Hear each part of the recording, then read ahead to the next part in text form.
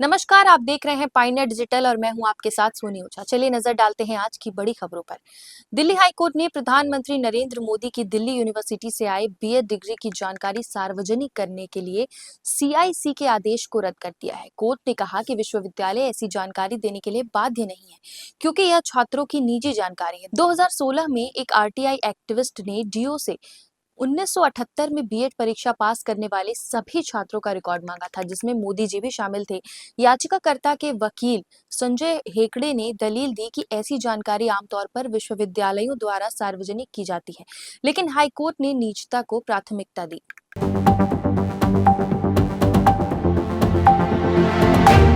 गृह मंत्री अमित शाह द्वारा विपक्ष के उपराष्ट्रपति पद के उम्मीदवार बी सुदर्शन रेड्डी पर नक्सलवाद समर्थन के आरोपों को लेकर सुप्रीम कोर्ट और हाई कोर्ट के 18 रिटायर्ड जजों ने आलोचना की है। उन्होंने शाह की टिप्पणी को दुर्भाग्यपूर्ण बताया और कहा कि सलावा जुडुम पर दिया गया फैसला किसी भी रूप में नक्सलवाद या विचारधारा का समर्थन नहीं करता है। जस्टिस ने कहा कि उपराष्ट्रपति पद के लिए चुनाव अभियान वैचारिक हो सकता है, लेकिन उसे शालीनता और गरिमा के साथ चलाना चाहिए, न कि नाम लेकर आलोचना करनी चाहिए।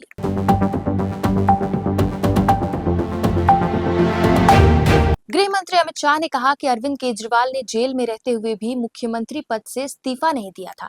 इस पर केजरीवाल ने जवाब दिया कि दिल्ली की जनता आज भी उनके जेल वाली सरकार को याद कर रही है, क्योंकि पिछले 7 महीनों में भाजपा ने दिल्ली का हाल खराब कर दिया है। उन्होंने कहा कि राजनीतिक षड्यंत्र के तहत उन्हें झूठे केस में फंसाकर जेल भेजा गया, लेकिन उन्होंने 160 दिन जेल में रहकर सरकार चलाई।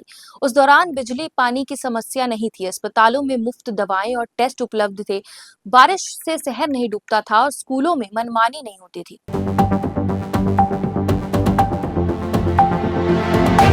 प्रवर्तन निदेशालय ने सोमवार को स्कूल भर्ती घोटाले में टीएमसी विधायक जीवन कृष्णा साहा को गिरफ्तार कर लिया है।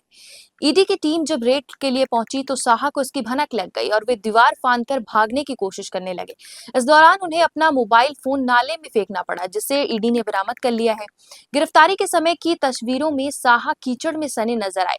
वे पश्चिम बंगाल के मुर्शिदाबाद जिले के बुरवान विधानसभा सीट से विधायक हैं।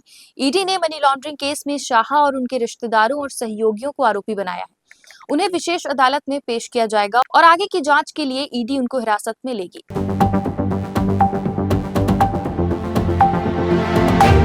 फिजी के प्रधानमंत्री 24 अगस्त से 27 अगस्त तक भारत दौरे पर है। यह उनका पहला भारत का आधिकारिक दौरा है, जिसमें वे अपनी पत्नी के साथ आए हैं। दिल्ली पहुंचने पर उनका स्वागत केंद्रीय मंत्री सुखवंत मजूमदार ने किया। उन्होंने राजघाट पर महात्मा गांधी को श्रद्धांजलि दी और हैदराबाद हाउस में प्रधानमंत्री नरेंद्र मोदी से मुलाकात की। दोनों नेताओं ने द्विपक्षीय संबंधों को मजबूत करने के लिए कई क्षेत्रों में सहयोगों पर चर्चा की और समझौते का आदान प्रदान किया। राबुका राष्ट्रपति द्रौपदी मुर्मू से भी मिले और भारतीय विश्व मामलों के परिषद में व्याख्यान दिया।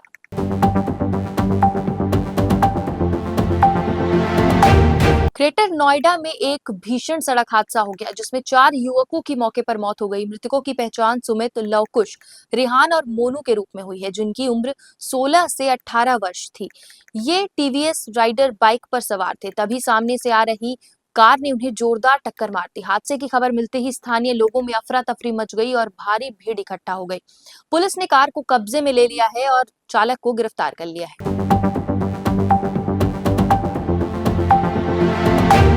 भारत ने जम्मू कश्मीर की तावी नदी में बाढ़ की आशंका को देखते हुए मानवीय आधार पर पाकिस्तान को इसकी जानकारी दी है। भारतीय विदेश मंत्रालय ने कहा कि यह कदम पूरी तरह से मानवीय सहायता के उद्देश्य से उठाया गया है। रविवार को भारतीय हाई कमीशन ने इस्लामाबाद में पाकिस्तान के विदेश मंत्रालय को बाढ़ की जानकारी दी।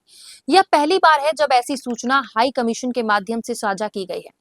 आमतौर पर ऐसी चेतावनी सिंधु जल संधि के तहत दोनों देशों के वाटर कमिश्नरों के बीच साझा होती थी। मई में ऑपरेशन सिंदूर के बाद भारत और पाकिस्तान के बीच लगभग बातचीत बंद है।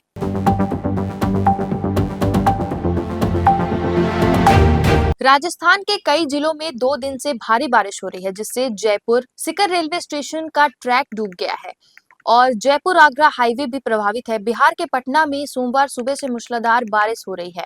कुर्जी, पाटलिपुत्र कॉलोनी और गांधी मैदान जैसे क्षेत्र प्रभावित हुए हैं। झारखंड में लगातार बारिश से नालंदा में नदियों का जलस्तर बढ़ गया है, इससे बाढ़ जैसे हालात बन गए हैं।